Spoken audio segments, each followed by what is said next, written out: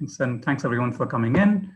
Good afternoon and welcome here to the 31st edition of the Archives Public Lecture Series. For those of you who haven't attended one of these before, we've been running these since 2018, and this is a way to get a variety of artists, academics, scientists, researchers, journalists. We've had quite a few disciplines sort of covered in this to discuss their body of work over a long period of time. And if you want to have a sense of what we've covered in the past, I'll drop the link into the chat window after my introductions.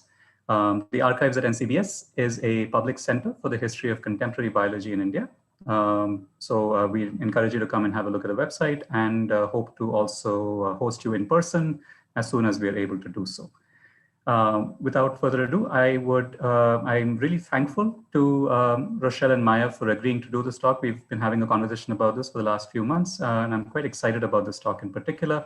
And we've also had conversations about their work in the last couple of years. So welcome again, everyone, to the talk titled, Who's Afraid of an Emergency? Rochelle Pinto was a research fellow at the Institute of Advanced Studies in Nantes, France from 2019 to 2020, and at the Nehru Memorial Library in Delhi from 2015 to 2017, examining land and narrative, the culture of economy in colonial Goa. She held a research fellowship at the Center for the Study of Developing Societies, CSDS, in Delhi in 2014. And before that, she taught literature at Delhi University from 2010 to 2014. She's also the author of Between Empires, Print and Politics in Goa, and she co-directed the project Archive and Access, which we'll hear quite a bit about today, when she taught in Bangalore at the Center for the Study of Culture and Society between 2005 and 2009. Thanks, Rochelle, for being here.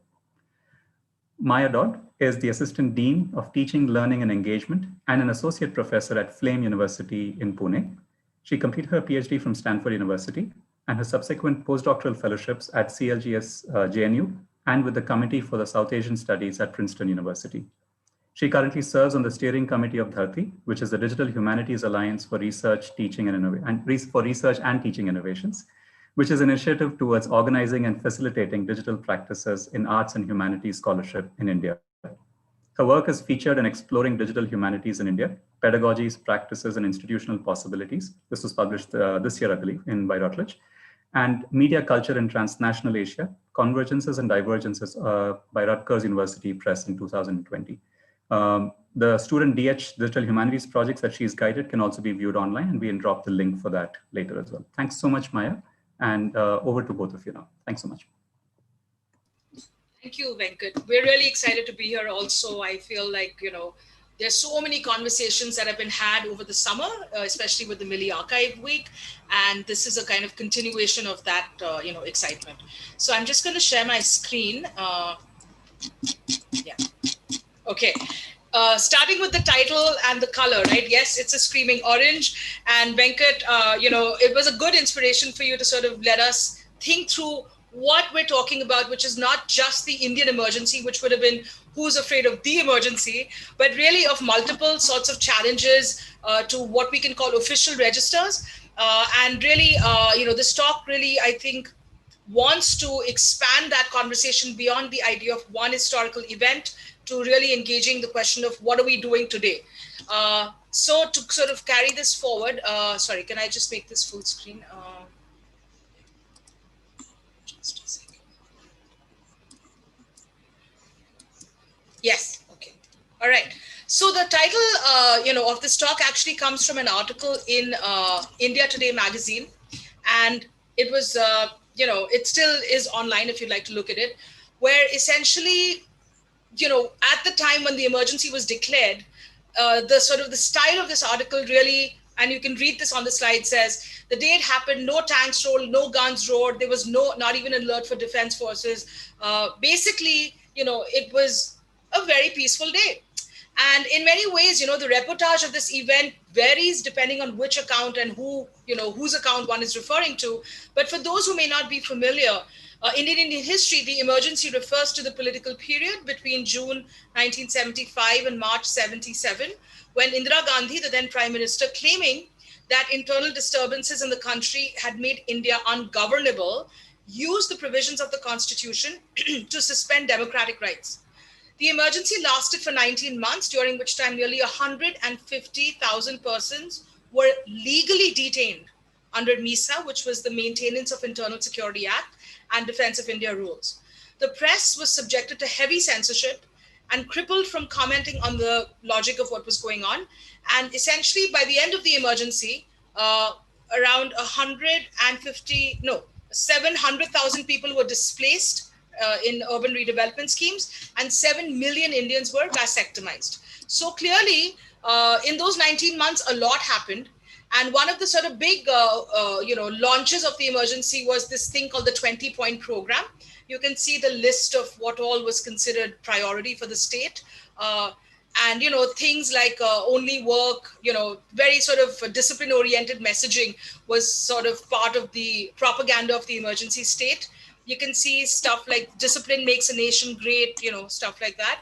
But by the end of the emergency, the same periodical, India Today, essentially sort of looks back with a very different eye. I've listed the links to these two articles, which are both available online.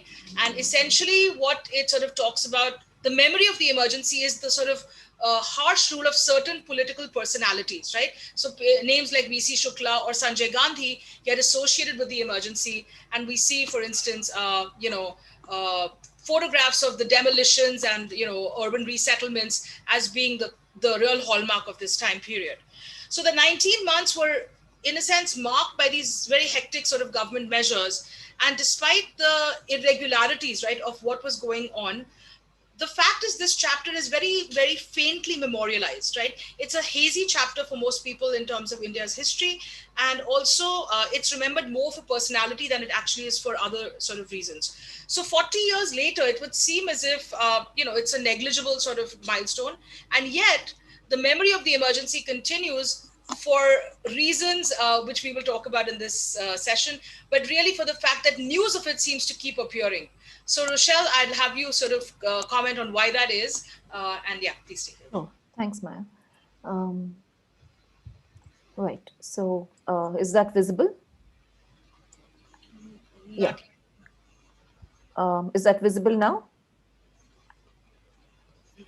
No? No. One sec. Not yet, Rochelle. Okay, yeah. Okay. Yeah. Yeah, okay. So, right, so what we're doing during the talk is really tracing how the emergency gets archived in official Indian repositories as well as unofficial ones, and how its memory is accessed and the manner in which the story keeps unfolding into the present.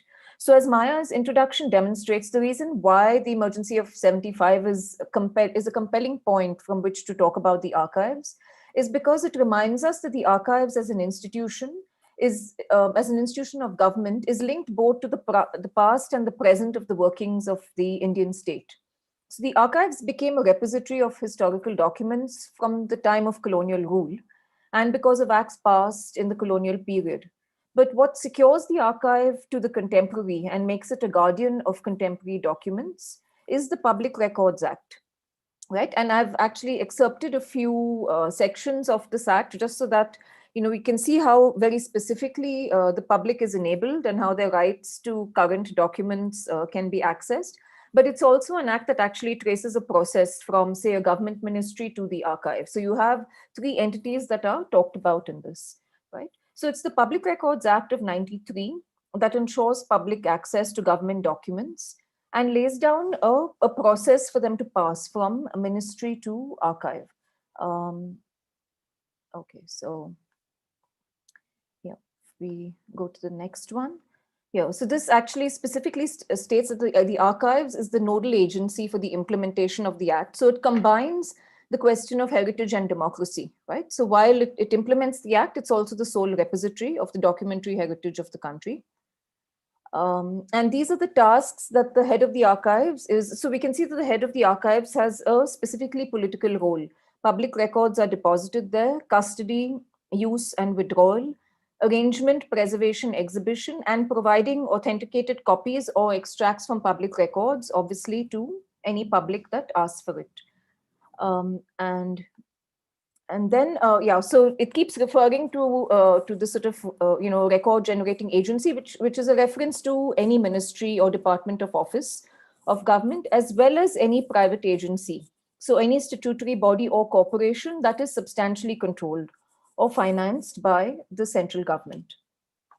So while it's evident in a way that, it's evident that the public remains a potential threat, right? The difficulty of accessing emergency records tells us that despite the existence of an act like this, the fact that the public can access a record poses a threat to the archive, right? But I guess the argument I'm trying to make is that it also influences the interpretation of historical documents. So because questions of history and historical documents continue to be activated in the present and in contemporary politics, we find that the present and the past both tend to pose a kind of threat to a record-keeping institution. And so these processes of accessing records tend to be infused with anxiety. So the perception by the state that the political present is a constantly proliferating threat that must be contained by it extends to a dread of the recent past and the possible legal meanings that could be activated by documents of the emergency, for instance. So Maya's research on the emergency was of specific interest to me because it represents a point in recent history that's receding into the past. And since political and historical memory changes across generations, we find that the significance of the emergency is not the same as it was before. So the question of how we access records from the archives, where technically we have a right to view the record, is therefore pertinent. And in the following slides, I just want to detail.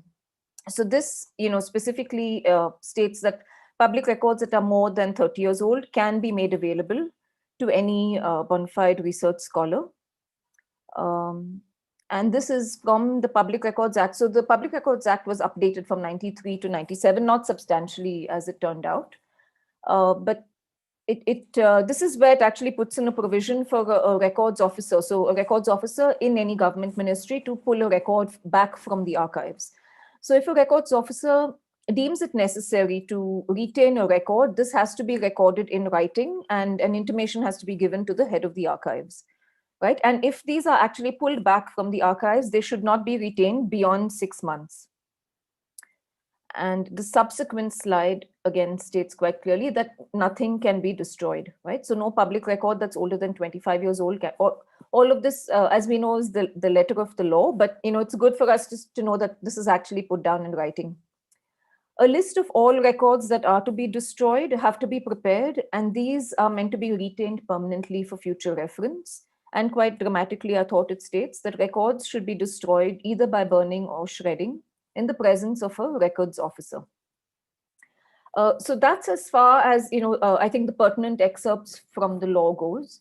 But the other facet of Maya's research that was of interest to me, and that also touches on the question of the archive, was her account of how she actually, was her account of how she her search for the sources that form the foundation of her PhD on the emergency. So I'll leave Maya to continue with that. Yeah. Okay. Maya, you might need to unmute yourself. Thank you for reminding me of that. So on my screen now, I think you can see the stamp on the left side of this page, the University of Chicago Library, PL 480, right? As Rochelle mentioned, the emergency and, the sort of questions that we ask about official records link the past and the present. And, it's funny, in my mind, I'm actually thinking of 3 sort of emergencies which are happening around this particular document, right? One is, of course, the fact that we get this document because of a food emergency that was happening in many parts of the world, but also in India, where in exchange for wheat, essentially, there was a US legal intervention which meant to provide food to countries that were able to pay for it in local currency. And this program, which was called PL 480, was initiated in 1962. But essentially, a select number of libraries were the dedicated recipients of publications from India. And so the University of Chicago was one such library, right? This book actually, has a dedication which also is relevant to what we're talking about. But in fact, a huge number of texts in that location are stamped with this sign, the PL 480 sign. And I want to sort of quote from A.K. Ramanujan, who taught at the University of Chicago for many years, where he tells this story, right, of a young man called Ananya. And he says Ananya is amazed that how is it that unlike him, the American anthropologist knew so much about Indian culture. So Ananya begins to read books on India, right? Where? In the University of Chicago library. On the second floor of the Chicago library were stacks and stacks of these books, which had to be reached by climbing the ladders, etc. Okay. The genesis of these book stacks, right, begins in 1962 when the US provides wheat to India and other independent nations, and in acceptance, in exchange for the grain, we are giving back books, right, bought in local currency. And this sort of funding of cultural exchange is what leads to the location actually of many of the materials that I sought to find, right, in this particular place. In the late 1950s, Senator Herbert Humphrey pushed PL 480 as an explicit foreign policy instrument, and appointment of a full-time food for peace administrator was made to coordinate the activities of this. Right, this year it's interesting that the World Food Program was actually awarded the Nobel Prize. So in many ways, the genesis sort of begins of this exchange begins much earlier. So what do we find, right? In addition to that particular document, this PL 480 sign on this this publication also tells you that a lot of the literature that circulated, right, during the period of the emergency was underground, was unofficial, and was published after that particular period. Just as a function of this particular exchange, these materials were now available and sort of located, right, at the University of Chicago. And at the time when I was looking at sort of assembling materials around this event, I wasn't especially looking for something, that was dangerous, right? It was literally like, what is it that's out there? So I thought to myself, obviously I should begin looking in India first. And I did. And at that time, the 30-year moratorium, the period that Rochelle mentioned, had not passed. So technically speaking, there was not a reason perhaps to access declassified files of the emergency, right? But it wasn't that I was necessarily looking for what had been classified. I was often just sort of locating, let's say, a government report, right? And I'll get to that story a little later.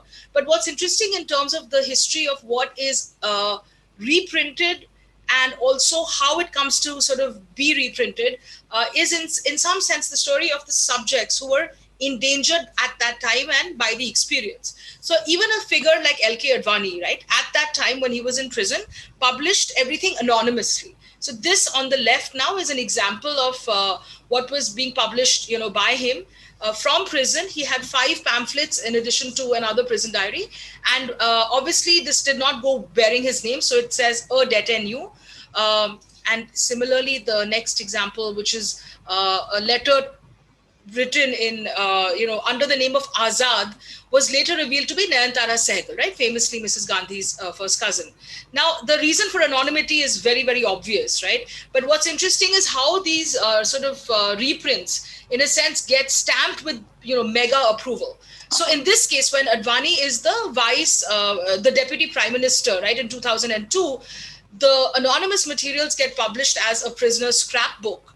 And of course, there's a whole lot of feting and a lot of sort of, congratulations in terms of the fact that you survived this and now, you've made it to this point.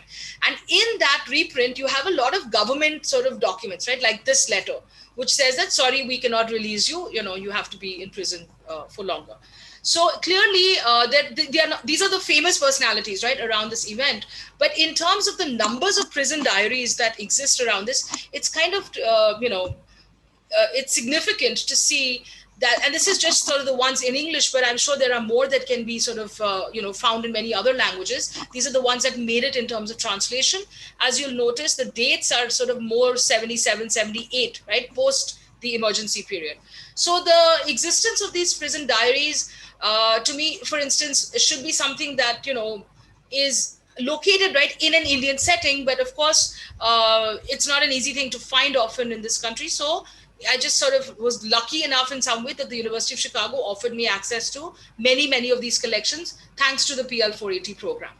And so the official sort of sources and the official locations of where these things are housed themselves are a story, right, unto themselves. But Rochelle, I think you have, something to say about Sure. the Okay. National Archives and what, yeah. Okay. Yeah, So, yeah. Yeah. So, one of the questions that came up when we were, thinking about the numbers of people who, and the different kinds of people who are actually looking at, who are looking for emergency records, was to inquire into what the level was of unofficial participation that's accommodated by the National Archives, given that the general public is its final user. Are there avenues that are already in place? And of course there are. So I'm going to talk about one of them here, which is a point when the National Archives had invited members to comment on the 1993 version of the Public Records Act. And among the people who responded were two. One was Navid Masood, who used to be an IAS official and is retired, and the historian Shahid Amin, who had offered suggestions and critiques in anticipation of the reformulation of the Act. And their statements to this committee I thought were interesting because they elaborate the link between the archive's relation to the past and to the present. And they also diffuse the sort of charge of antiquity or the kind of aura that historians would customarily, with which historians would customarily endow the historical document. So there is a very clear link to the politics of the present that we see in both their statements. So if we look at, for instance, Navid Masood, he notes that virtually all pre-independence records of important policy decisions are to be found in the National Archives of India, and then comments that the situation drastically alters when it comes to the period after 1947. What's of interest to me also is that, Navid Masood speaks throughout as an IAS official. So the pre-independence records, for instance, for him are not referred to as historical documents, but these continue to be seen as a kind of a prehistory of policy. So if we move to the next, he also says, this writer had occasion to discuss this topic with some of the most respected names in modern Indian history, only to realize that these eminent persons are not sufficiently worried as their research interest terminates before 47. They have so far not realized the drastic drop in fresh archival accretions. So what's interesting about his comment is his reversing of the kind of value that a historian would typically attach to documents of the past, which he refers to as policy. And he refers to future sort of records of government as archival accretions, right? So it provided a kind of refreshing sort of counter to the sort of perspective that with which I might approach the archive. It also reminds us of something, I guess, Ramchandra Guha, keeps berating historians about, which is that they don't have a sufficient interest in contemporary history. And I guess Navid Masood is kind of alerting us to the consequences for the archive.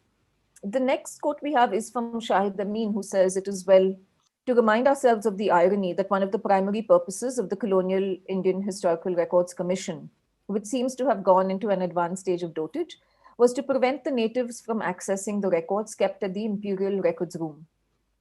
That was why early Indian historians had to make do with selections from the records from the Government of India, which the then government through the commission thought safe for the native historians to have access to. So Shahid Amin here is clearly linking, the task of writing textbooks with the fact of access. And the Indian Historical Records Commission continues to exist. It continues to invite professors onto its committee, and typically it kind of republishes historical documents. But what the kind of question raised by Masood, who kind of tells us that the number of records entering the archives have fallen off sharply after 47, is to say that we have a very scanty trail that we're leaving for historians of the contemporary, right? And it's interesting that Masood addresses the government functionary as the final user, and that his appeal reads, so even though this is literally, one official of government speaking to another official ministry, it reads like a citizen's appeal or any other unheard citizen's appeal. And the fact that functionaries of the state don't have control over the state is not new, right? And it reminds us of the degree to which government is reliant on public complaint and public outcry just to shift the regular machinery of governance. And it sort of becomes a symptom of how democracies function. Typically, for us, it's also an alert to the sort of slightly different roles that historians can begin to play in relation to the archive. So needless to say, I think the suggestions that Amin and Masood had put forward of ensuring that records enter the archive in the contemporary, where they're not as reliant on a ministry official making a decision about them, weren't really incorporated into the updated act. But another thing that we'd like to highlight during this talk is the fact that typically sort of anybody's first encounter with the archive tends to be, you tend to be faced with a lot of opacity. So in most places, including the National Archives, you'd have to fill out a form in case we have any first-time users, in listening in today. You'd have to fill out a form stating your credentials. Typically, you'd have to carry a letter from an institution, describing where you're from or your purpose of research. But the next step is a bit daunting, which is that typically you would be confronted with an index. Now, usually, here what I have is actually an image of a printed catalog, which is sort of self-explanatory enough. It's it's organized alphabetically. But ordinarily, you might encounter a category like this: Huzur English and Huzur Political, right? So indices in the archive are usually organized according to the departments of the colonial government and the current government. So unless you know which department of government is likely to have concerned itself with the question or the subject that you want to research, you will find that the index doesn't have any commonsensical sort of reference point. So you're usually wading through volumes of, volumes that are categorized through categories that are not that are not instinctive, right? Which is very different from our experience of digital archives. So one of the entries on a website that we'll talk about was actually to invite a historian to try and just provide a slight introduction to somebody walking into the Baroda record room, for instance, and alert them to what they might expect, both in terms of where they can find tea and a snack if they need to take a break, as well as records. So I'll hand over to Maya, who might sort of give us a more contemporary account of what to expect when you're trying to access an archive.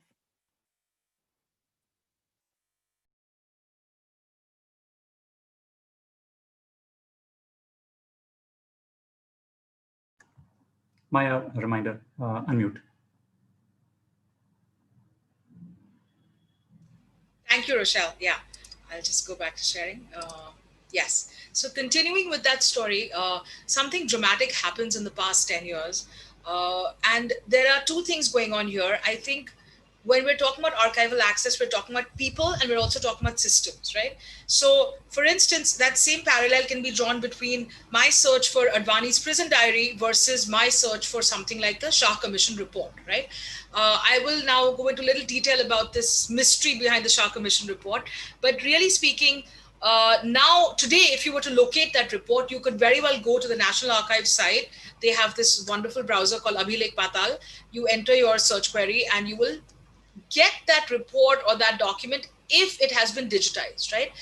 The beauty of this is that anybody who might have queried or requested that document would by default then create a digital copy, right, because of their request. So the digitize on demand service, in a sense, is the first time user is sort of bearing that cost, but essentially now it's that document appears in the system. This was not the way it always was, right? Yeah, considerably, I was doing my sort of research a while ago, but in the meantime, the sort of challenges that we face then are not totally dispensed with or, in that sense, over now. And one of the sort of, this is an example, sorry, of when you query it, for instance, the Shah Commission report that I'm talking about, is available, and you can see the date of upload here, which is 2019, right? This is a report, very simply put, which was a report of a commission instituted to query the excesses of the emergency. So the Shah Commission published its report on the illegal events during the emergency and submitted it in 3 volumes. These 3 volumes total of 525 pages. The first interim report was submitted in March 1978. The second, which detailed the Turkmen Gate firings, and the third was issued in 78 August, which covered prison conditions, torture, and family planning atrocities, right? So these were obviously submitted by 1978. This is not a private file. in the sense this is a public document because it's an inquiry commission, considering that the reports had been submitted by 78, isn't it curious that they should be uploaded in 2019, right? And clearly, even if it was, let's say, digitally not available to 2019, we're assuming that it existed somewhere, right? Somewhere in this country. So the simple actual sort of fact is that it didn't. And there's a lot of speculation and such about how it was disappeared. But fundamentally, I just want to put this out there. An inquiry commission report is actually not justiciable, right? It's not that this report's evidence is so damning that people will be arrested just because, it has been published. In fact, there's a separate legal process to admit that kind of evidence into a judicial setting. But in any event, the Shah Commission report was missing. And it was something that I didn't quite realize because I was, of course, happily accessing materials at the University of Chicago Library, which was one of the 5 institutions at the time that actually had a copy of this report. And I didn't quite realize how precious this was, right? And this is, to me, where the digital story also matters. So I, happily doing my research on the side, didn't realize that the sort of the fact of its rarity was not something that was uniquely noticed by me, but people around sort of had started wondering what's going on. So Catherine Frank, who wrote a famous biography of Indira Gandhi, for instance, says that, and she says the Gandhi family is very, very eager to, they're very fastidious record keepers, but they're eager to efface certain aspects of the record. This is from her, these are her words, not mine. And an instance of this, she says, is the Shah Commission of Inquiry. Right. So this was one note. This was about 2001. At the time, there were some sort of copies, as I mentioned, in the Australian National University and University of Chicago, but certainly not in any obvious government office, right, in India. So by 2010, more questions started being asked in terms of where are these sort of papers pertaining to the emergency. And as I mentioned, the declassification of files, if we take the 30-year rule, should have essentially been done by 2007. So it's timely that it's 2010 when the question is being asked. Subsequent to this, of course, many people started saying, hey, I didn't find materials either and such. A recent book, Christophe Jaffrelot's book that's come out, he was interviewed for this, and he says recently that he started working on the emergency and then he stopped, and it was a very long period. But one of the documents, he says, among the most precious documents in my collection, which was an inheritance of Granville Austin's papers. Now, as for those of you who know, Granville Austin wrote this fantastic book on the Indian Constitution. He's a legal historian and scholar. And he, in his personal papers, had transcripts of the hearings of the Shah Commission. And this was his source, right, of that report. So funnily enough, different people in different places were sort of piecing together what they had. I didn't actually realize I was sitting on such a rare sort of file, but essentially down the line, you see different sites where traces of this report, and not just this report, but other sort of echoes of what the report said are available, right? So the Ministry of External Affairs files, for instance, talk about the official reason that the administration gives to the Soviets, which is the emergency had to be declared for discipline, right? In the meantime, WikiLeaks had a cable leak in 2014 where there was a lot of speculation about this mole in the household who was actually remitting information to the American government. And so even if this report was not to be found, there was enough chatter, right, in different places. Through the right to information, Rochelle will talk more about that also later.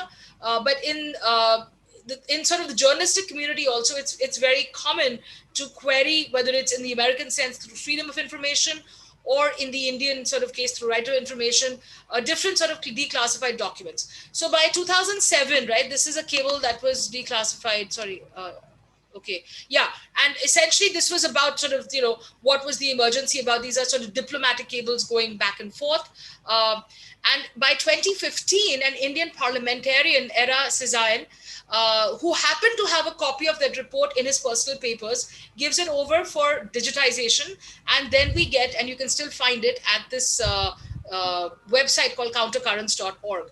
So essentially what we're seeing is a series of relays where the missing report has sort of, you could say, ghost copies or traces or, other sort of doppelgangers in many other records. And it doesn't matter that the one official copy gets disappeared as much as that the memory of the fact that it ever existed sort of is circulating, right? Whether as rumor or otherwise. So this is all to sort of say that when we look at archival questions, right, we're often overly eager to understand the official account. And as we all often know, the official account is not the truest or the only, right? So in every sense, the truth today, as we understand it, is a function of corroboration. And in the case of the Shah Commission, I'm very happy to say, right, that not only is it very freely available online, not just on the National Archives website, but also, in the public domain. And given the sort of more free availability of these materials, there's a new spate of books on the Indian emergency, 3 of them in 2018 and still more coming out, which are beyond just the first-person memoir. There were a lot of first-person journalistic sort of memories of that event.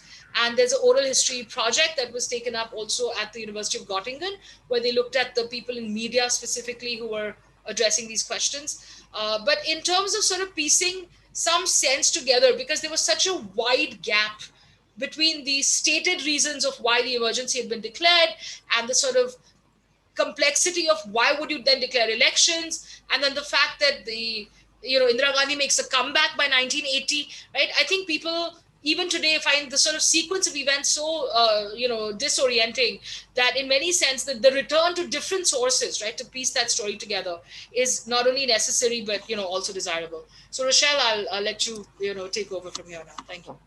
Thanks. Right. So Maya talked about how she talked about the process of declassification of the emergency record. So even when I began to look for it, I realized this is not something, even 30 years after the fact, this is not something we can take for granted. So you have, various newspaper reports which will tell you how, the records were untraceable. Then, typically journalists had to file RTIs, and then suddenly they were discovered again. But I believe from other news reports that I had read, these weren't to everyone's satisfaction, as in there was a suspicion that a number of documents had been perhaps shredded beforehand or were withheld from the archives, but that's not something we know about. Typically, or rather unsurprisingly, Josie Joseph seems to have been involved, as you can see from one of the articles, in actually trying to, reactivate the National Archives mechanisms to make sure that there is public access to records. So in a sense, this proves, Navid Masood's point that if we don't concern ourselves with the functioning of the archives, there's no other way for us to ensure the passage of information and documentation for future generations. But for me, the other thing that, a search like this in the contemporary makes apparent is that there are overlaps between the objectives of historians and journalists, right? And aside from historians and journalists, even though we may not have the same perspective on these documents, we also know that there are a number of people looking for land documents, which is another objective that historians share with lay people. So this is in fact from the Delhi State Archives, where the website has now certainly improved dramatically. You can put in a search, for instance, for sale deeds. You can find documents from 1947 on, and I haven't actually completed a payment, but it seems as though a payment option exists. So it doesn't work perfectly, but it is an indication of the kinds of changes that have been coming in ever since both technology and transparency became government catchwords.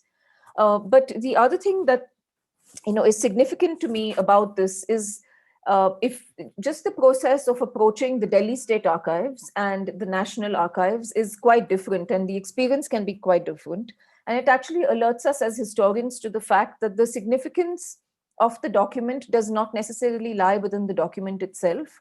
It's often the mandate of the institution that actually holds it that determines your access to it. So for instance, public libraries, state libraries, secretariat libraries that are used to dispensing information on a daily basis to various members of the public tend not to be as anxious about issuing those documents. In fact, it kind of becomes a sort of routinized labor. And the strange part is, if you visit various archives around the country, you will find that archives as well perform this, almost the function of a municipality, where either they're issuing birth records or they're issuing land records. And to my mind, that actually, it provided an entry point for historians who might want to actually engage with the functioning of archives, where if we sort of forget about the aura that we attach to historical work, largely because we're actually a smaller community of people who attach that kind of significance, not because that significance is immaterial.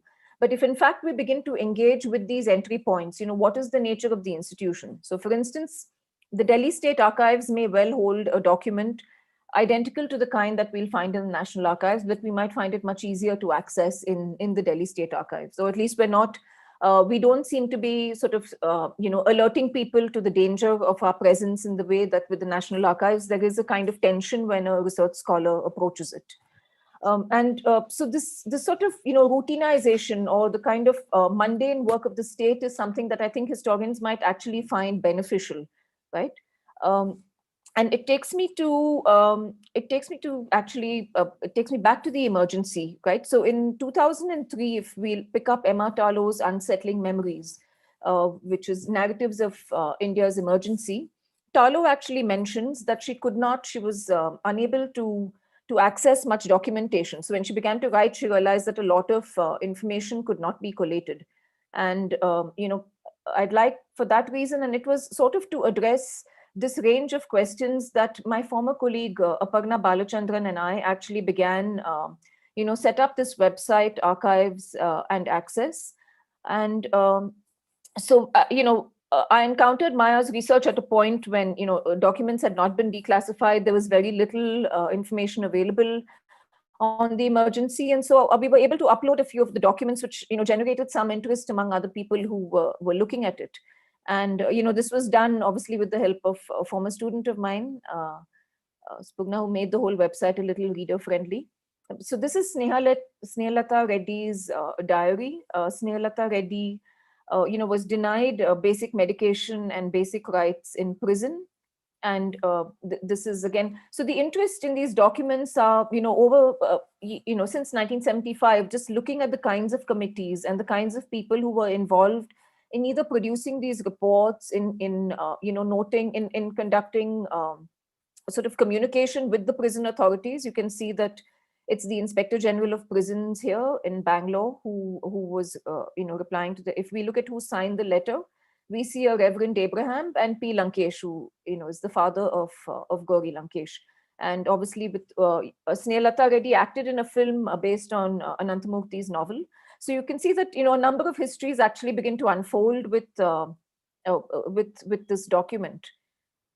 And with the number of, so actually in this encounter with Maya's research and encountering the number of prison diaries, it also, and if we think about the number of people ever since the national movement who were imprisoned, it almost naturally led to the question of, what do people read if they're imprisoned? And we now know obviously a number of professors who are jailed. This is obviously a picture of Sai Baba from the English department where I used to teach. Right. So the question was, what would he read and how could he access it? And this, there's another question about routinization. Is access to a prison library routine, or is it a sort of special right? Another former student who's actually currently working on prison writings, Swarnim Khare, compiled a list which is available on this website of a range of writings. So we can see that there is continuity in a way, irrespective of government and, period, of the experience of prison writing. Right.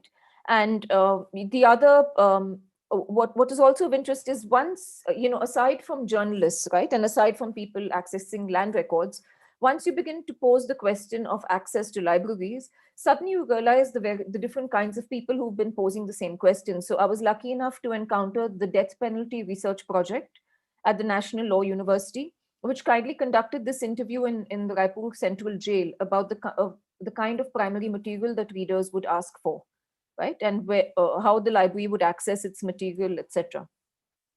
So this, in a way, takes us back to, I'd like to then go back to this site where the other issue, the other discovery of mine when we were putting together this page is if we actually inquire into who it is that has been studying prison libraries, we find that it's actually library science graduates. So you can go to Shodh Ganga, which is, a government site which uploads PhD dissertations that have been completed in state universities in India. And you'll find that there are studies on the Himachal prison library or the Punjab prison library. So it, I think reiterates the one of the issues that we've been trying to raise, which is in a way a despecialization of the archival record, and begin to think of it as a public record that continues to remain active in the present.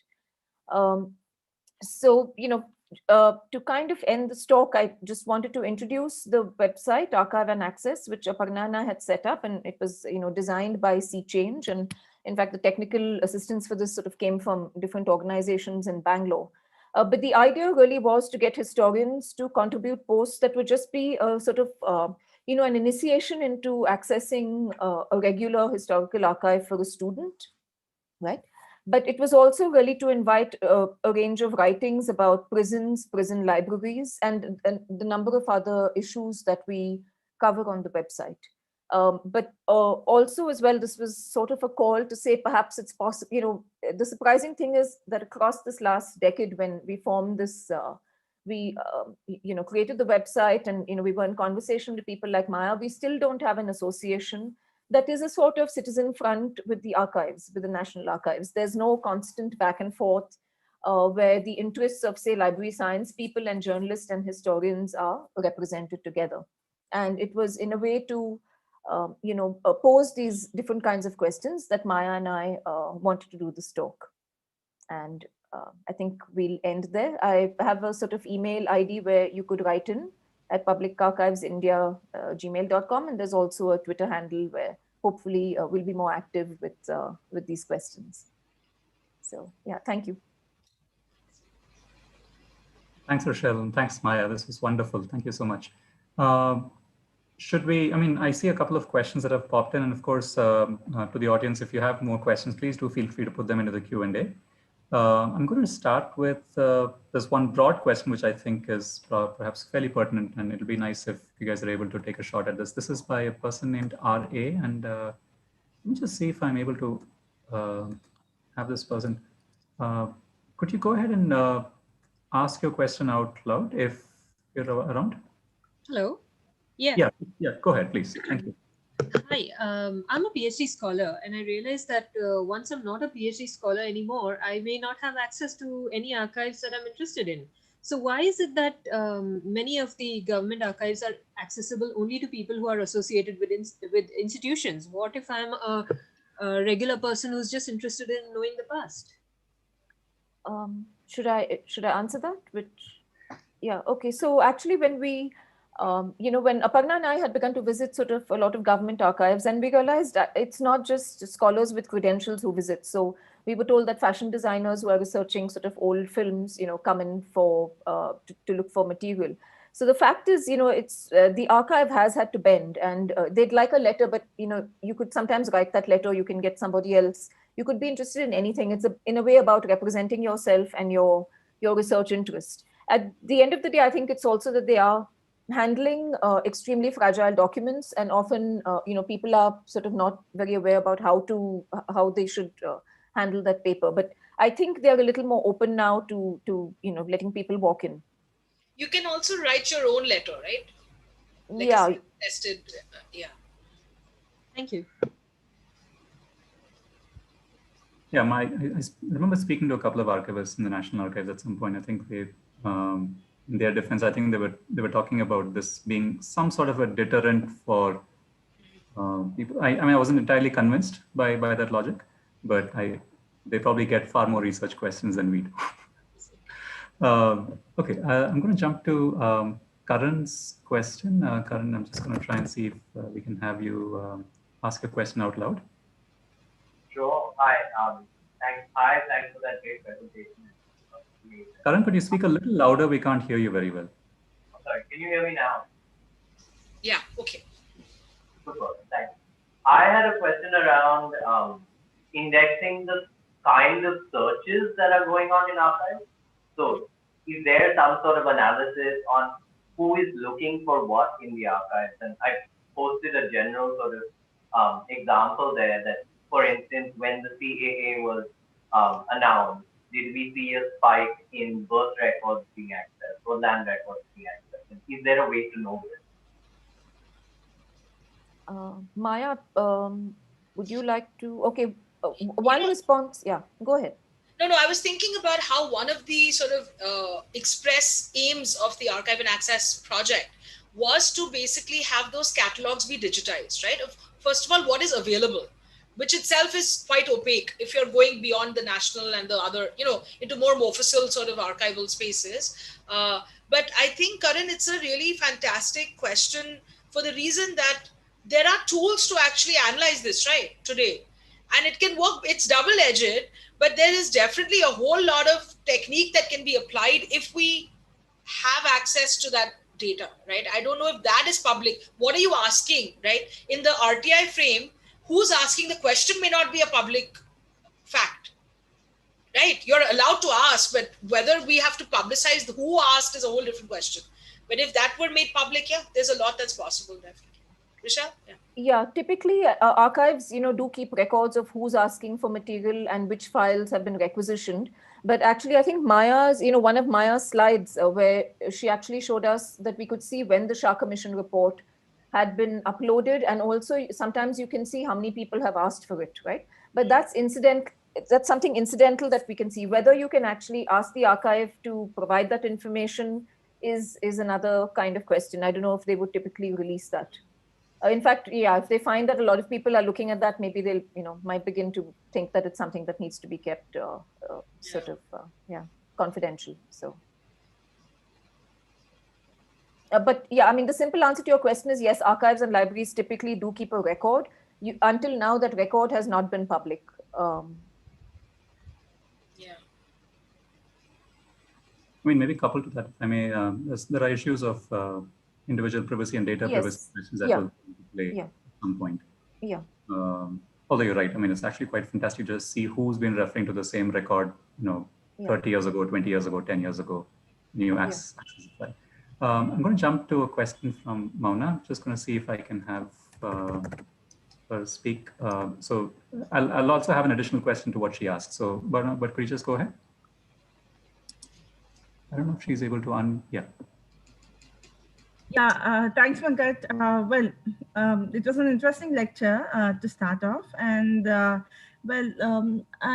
just wanted to know, as a layperson and somebody who's interested in reading, like you said, contemporary history, what would be, which books would you recommend for a layperson? I've heard of, I did try to read Kumi Kapoor's.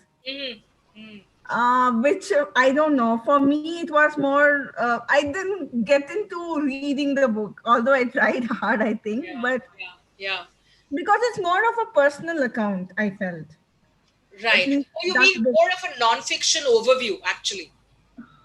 I mean, she starts off with a personal account, So what other books would you recommend, for a layperson, to read on the emergency? I mean, I did see on one of your slides, you did have a couple of them. Right. Yeah. No, you're very correct to sort of note this. There was such a fervent need to record the experience that a lot of the memoirs which came out are, they are very compelling for the historical record, maybe not so much for the narrative, right? Because it's a very compressed 19 months. The two books that got a fair amount of press, which one is, of course, the Gyan Prakash Emergency Chronicles. It's written, as a historical book again, and I'm not sure, like the Emma Tarlow book also, I'm not sure how reader-friendly it is, really. So, yes, I think, that's a really strangely difficult question. I think Kuldeep Nair's A Judgment, sort of more the journalistic point of view, and that gives you the full overview along with the personal story. Might be better, but then you said you didn't like the Kumi Kapoor one, so yeah. The Kumi Kapoor, even that comes from a journalistic perspective, because if I recollect right, she is a journalist herself. Exactly, of course. No, and there was a lot of this sort of, what is the word? Like when you're completely sort of drumming it up, right? Like, oh my goodness, this is the end of the world. But the fact of the matter is there's another election, right? After 19 months. So in many ways, there's an irritation also with that excessive, I know what you're saying, that harshness about, democracy is over and done with, because democracy does not begin and end only with journalism, right? There is so much else to it. Yeah, because the glimpses that I got from of emergency was from Rohington Mystery, actually. Yeah, of course, fine balance. Yes, very A much. fine balance where although it's the story is related to a Parsi family, because it transcends through that period, Right. he gives a relatively easy references to the emergency and at least what were the objectives, like you said, the 20-point agenda or whatever it was known as. Some of it were reflected in a fine balance. So yeah, so which actually made me go to the book by Kumi Kapoor, but then yeah, Kuldeep Nair, and you had another book by I think Prashant Bhushan. Yeah, Prashant Bhushan has the judgment. Yeah. Hmm. No, actually, I wanted to tell you that what I found really compelling, and I was literally categorizing materials, were actually the prison diaries. They're very poignant. There is this sense of, I don't know what to call it, right? It's reaching out from the past, but it's really clutching at you even today.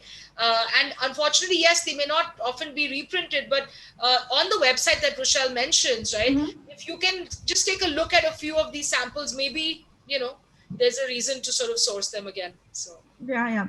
I mean, I have read, I think, very few, brief excerpts from Snehalata's Reddy's thing, because when she comes from prison, she goes to her daughter. And I mean, I do remember, I don't know from which source did I read that, but yeah, I do remember reading a couple of pages, I think, on that. So yeah. So yeah, thank you. Thank you for answering my question. Yeah. Thanks, Mona. So I've received an anonymous question from a different channel. So this is someone watching on YouTube, and I'll just read it out to you guys. And if you feel you could try and take a shot at it. And this is, I quote, "With the enormous government control over documents availability and access, what is your opinion on subversive interventions using technology? WikiLeaks or distributed anonymous web would be an example. Could it be a modern day digital disobedience against the authorities that put shackles on public access to public history?" Either of you want to take a shot at this? Rochelle. Yeah. Okay. So to go first, yes. I mean, in a way, we're now quite reliant on, I think globally, on things like WikiLeaks and on sort of digital disobedience. So yeah, in a way, it's a sort of cat and mouse game where as the technology gets more sophisticated, either government catches up with those who are, managing to hack into government files or to evade government scrutiny, and the reverse as well. But the other question, I think, in the case of India specifically, is that there's a lot that's unexplored, legally. So it's not about saying, oh, if only we could unite, we can overcome this. Obviously there are parts of the country and there are populations that have very different kinds of rights in relation to the state. But I think one of the things that we found as you begin to talk to archivists is there's just a sort of insufficient effort by various kinds of people who do have access to the state to just keep on pushing.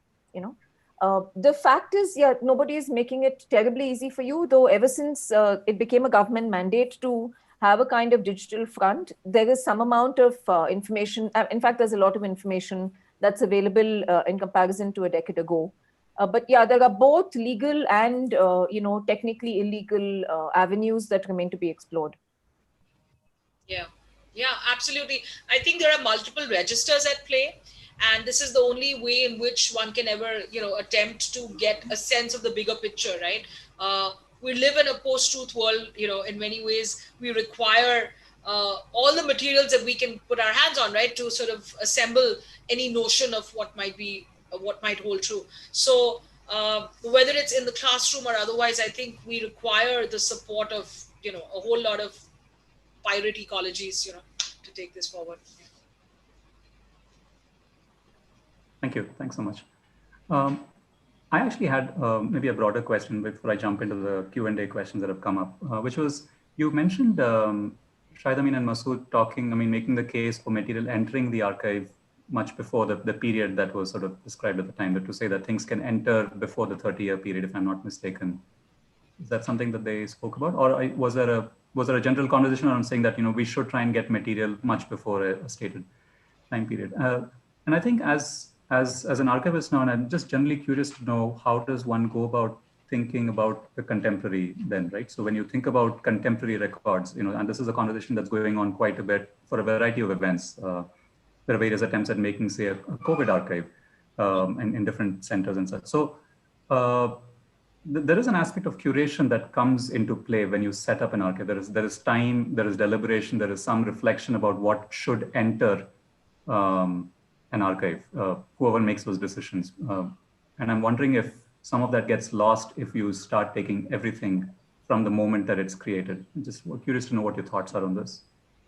It almost sounded a little pointed. I'm just genuinely curious though. Yeah. Okay, so one thing is that I think the Act actually suggests that every year a records officer reviews the documentation in the ministry and makes a decision about what's of a permanent nature and sends that across, right? So apart from the question of, okay, so typically government records are coded in certain ways. So there's stuff that's confidential and secret and classified, okay? So when we talk about documents being declassified, it means that a government officer has decided that this is now something that has to be, but the 30-year period is something in a way that's, on the side of the public saying that, look, this is where we're saying the public has a right after 30 years to look at this record. Okay. But clearly there is a lot that is left up to the discretion and the competence of a sort of officer located in a government ministry. And some of the suggestions that both Shahid Amin and Navid Masood were making were to say, look, do we have to wait for that annual time when somebody is going to sit down and make a list and then send it to the National Archives, which will then make its own record entry, etc. And is there a way in which a document that is supposed to enter the archive passes into the archive, right? The question about discretion in terms of what enters, it's very difficult to say because something that is, nobody in 1947 would have thought that we would have the kinds of research topics we have now, right? Where we're looking at paper and what kind of paper you printed on and who sold it. And so the kind of question that is elicited, every 10 years, it sort of keeps shifting. So that's a different kind of, but I mean, as we were discussing with Maya, and I remember even with Aparna, when you're actually visiting the archive, you realize this is not going to be digitized in its entirety. Okay, it is both given our resources, the levels of literacy, the nature of literacy required to produce a catalog, etc. So, I mean, if I were to sort of speak sympathetically on behalf of state archives, they're all working with the resources, both human and sort of financial resources that, it's nothing compared to what, say, the British Library has. But I think the important question is the agenda in place? Okay, and so if we just keep aside the question of resources and understand this is not going to happen in its entirety, the other question is what kind of agenda can we formulate, which is the point when I thought it's useful for historians to kind of despecialize and also say, well, look, a majority of people are asking for this kind of record. Can we come up mutually with a mechanism where that happens with the most efficiency? Because it's not like we're not interested in land records or we're not interested in birth records, right? But at least it's a way to find a meeting point where something begins to happen. Yeah. Perfect. Thank you. Thanks so much. I think we'll wrap with two more questions. There's one from Srijan, and I'm just going to see if I can get. And Srijan has a specific comment and a question as well. Srijan, do you want to go ahead and share your thoughts? Yeah, thank you, Venkat. Thank you, first of all, for the talk. It was fascinating, although because of the power cut at my home, I was only able to hear snatches of it. My question is specific. As a research scholar in about 2012, 2013, I tried accessing the Parliament Library and was denied access, despite the fact that I had a bona fide letter from the university. Similarly, I had read at that time A.G. Nurani writing somewhere that private papers of Jawaharlal Nehru after 1946, once he becomes sort of interim prime minister, are not accessible and are only accessible at the Nehru Memorial Library if you have permission of the descendant, which in this case would be Sonia Gandhi. So what I wanted to understand was, how does a public institution like the Parliament Library, funded by the public, manages to deny access to its collection, and how the private papers of a prime minister is made subject to permission from a descendant? Thank you. Maya, do you want to go? I mean, we don't seem to have a process whereby an outgoing head of state would need to give up their personal papers, right? The personal papers, even till today, are kind of up for grabs, depending upon the, whatever stature of that personality. So in terms of Nehru Memorial, I think it was really seen as a mausoleum for the family's memories or something, because I personally couldn't find emergency papers there, when I went looking. And so, yes, like Venkat was saying, there is an act of curation going on, right, in different places.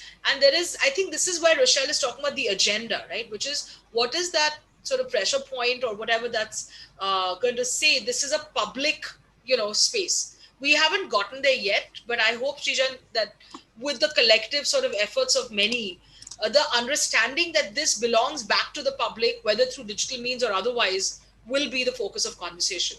But yeah, I think we all, whoever has entered an archive in India knows that there's a lot of discretionary, sort of, I don't feel like it today, right? That goes down. So I wouldn't be surprised that everyone has experienced a version of this. But going forward, I think the real question is how do we, make it less rarefied, right, in every sense. So.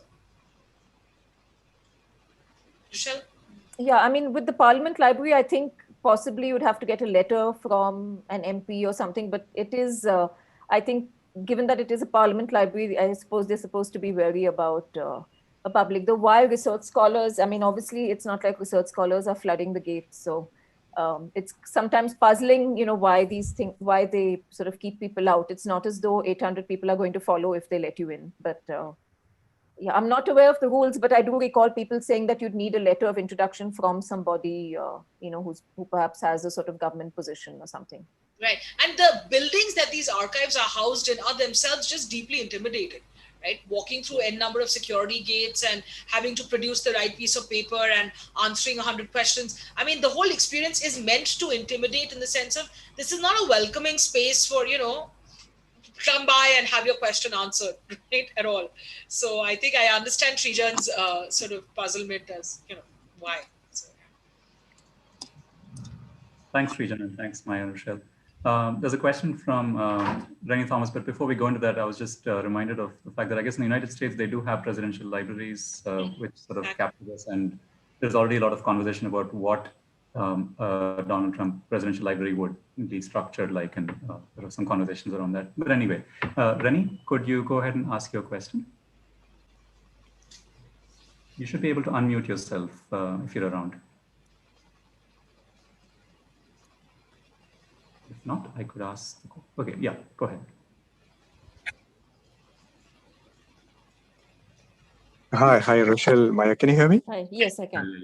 Yeah, no, mine is a very simple question. Like, I mean, of course, I thoroughly enjoyed the session, but I was very, very curious to understand, for example, when you especially mentioned about the Advani's first memoir came unnamed and then it came named. So I'm very curious to know the politics of reception when it came first unnamed and then it comes, as a named document. So how it helps, a particular political organization politically and ideologically, and then the like how do we read then these two different phases of one document differently as anthropologists and historians? Thank you.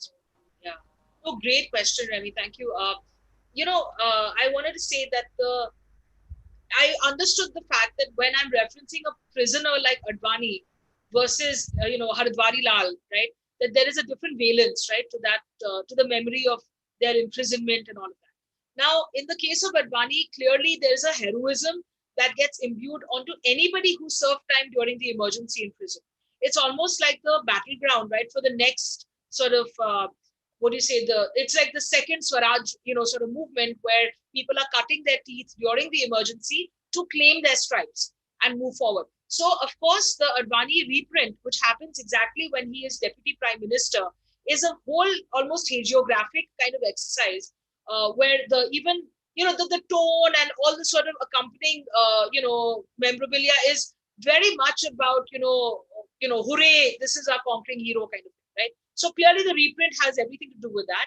And because of that, I think we would like to perhaps remember that there is a larger genre, right, of prison diaries. And his is but one in that genre, right? And they're written not always by famous people who are, kind of earning their immortality. Even though, of course, let's also remember that during the freedom struggle, so much writing is being done in prison. right? So whether we're talking about Nehru's Discovery of India or whatever other books, a lot of them are, associated also with the fact that they had that sort of time to pen down their thoughts, and they thought their thoughts worthy of penning down. In terms of the reception, I think Advani is a tricky sort of figure, right, for the current sort of government also. And so there isn't an over glorification, but there's definitely the understanding, right, that there were certain people who, did their time. And this is true even of people like Maharani Gayatri Devi and other sort of famous figures, even Salata Reddy, who was a film star in that sense, that there is a sense of, them bearing the greater burden, right, for this time served. But what about all the other detainees and the ones who continue to be, detained without trial and such? So the reception of any author, right, has other factors that accompany, that memory. So. If I were to, if I could also just respond, Rennie, what sort of was of interest to me when I began to see these as documents that I was uploading was also, it tells us something about how, say, the political grammar in the country has changed, which is something Maya and I were talking about, which is that this idea that you have to conceal a report and then reveal a report suggests that there is still some sort of significance attached to the written word and to the functioning of the law. And there's a link between the, a written record and law, whereas I would say that now, it carries much less weight. The written record and in fact I would say sort of the word of the law. So maybe it's visuals and it's images and it's videos that seem to sort of have a greater kind of hold and a greater power. So the way in which we attach truth values to different things I think has also changed. So for instance, you can have any number of records circulating, and I think that's a point that Maya's thesis had also made, that you have something that's suppressed and hidden and censored. And then, as a researcher, you bring that into the public light, and then you find actually that that's lost its charge. And she was saying even with the RTI, that initially there's that sense of, I've pressed upon the government and I've revealed the truth. And once that becomes routine, in a way, it doesn't seem to matter. It's almost as though the truth value that we sort of work with politically keeps changing. So, I mean, if you were to say anthropologically, that's the sort of that's the kind of impression I had, seeing records from the 70s, that somehow this idea that you have to suppress it, you don't need to suppress a report now, because it's not going to be implemented. So it can circulate, it's not going to affect anybody. Yeah. Can I just sort of briefly share, just for a single, very quick second, the cartoons that actually also emerged from that time period. And I do this because it's not just about the written record, right? There's also, in a sense, you capture a time period in terms of the public, sort of unsaid, right? That cartoons often capture well. So, of course, and this is, of course, on the website Rochelle mentions, Access and Archive. There is so much to be, I think, gained from what this was saying in a time of deep censorship. So, as much as we're looking at the idea of reception, I think the medium also of reception should be, sort of attended to. So. Thanks so much. Thanks, Rennie, for the question as well. I think we can actually wrap with one more question, which is really looking forward. This is from Jitu. Jitu, do you want to go ahead and ask? My connection's bad. Just read it. Would you, Venkat? Okay. Yeah, sure. So Jitu's question is looking at the RTI Act in particular, and you, Rochelle, you had mentioned this and its impact. So it's about how does the RTI Act impact the discussion around public access? And will this influence how we will see the present going forward, say 30 years from today? I think, Maya, you're better equipped to answer that. This is such a great point. There's so much that's happening in the early 2000s. The RTI Act gets passed in 2005. But initially, when it is passed, there isn't actually, the ability to pay electronically, right? And now that you can literally do everything sort of digitally, and you don't have to go to a post office to buy a 10 rupee stamp and whatnot that, the earlier sort of version of it required, it has become mundane. And that is the entire point, right? That I think even Rochelle has been sort of, hammering on about, which is that accessing something, whether at an archive or whether it's information from the government, needs to be understood, right, as a simple exercise in citizenship. And so The RTI Act absolutely changed the game, except that, one is, there are two aspects to this. One is, of course, the fact that how you frame your question is extremely peculiar, right? It has to be specific. But the second is also that we now associate this with right to service. And the right to service legislations which came up in different states at different times, Maharashtra, I think, was most recent. Also, I think empower in a different sense that ability to ask, right? Because it's not just to ask, but it's also to be served. So both these acts together, I think, are deeply meaningful for questions of access in the coming future. Yeah, Rochelle? I don't really have anything to add to that, apart from the fact that, say, people like Anuj Bhuvania, and I know another researcher, sort of Gitika, where they're actually looking at these questions anthropologically, so saying that, well, once this has been enacted, what are the kinds of processes that follow? Because often the kind of process that follows isn't necessarily anticipated by the act itself. Which is something, again, you touched on, right? So there's a block and you sort of set up something that is supposed to democratize, but often that sets off a dynamic that you don't actually anticipate, and that can only be studied in retrospect. So, so Anuj Bhuvania's work was on the public interest litigation, where he, again, is looking at something that is supposedly, it's intended to democratize the functioning of the judiciary. And then when he's looking at the kinds of people who use it, he sort of suggests that it has a different impact on how the judiciary works. So yeah, it's studies like that I think you can only sort of talk about, in hindsight.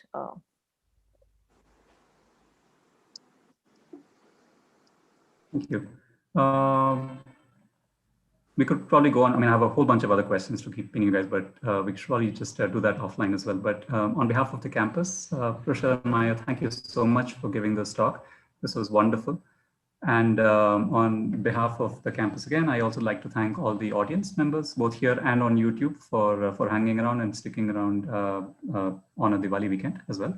So have a good weekend, everyone, and we shall see you on December 11th, Friday, December 11th, for the next talk, which will be looking at the state of libraries as a space for as thinking about the commons, and also thinking about what the library is for the public today. So thanks again.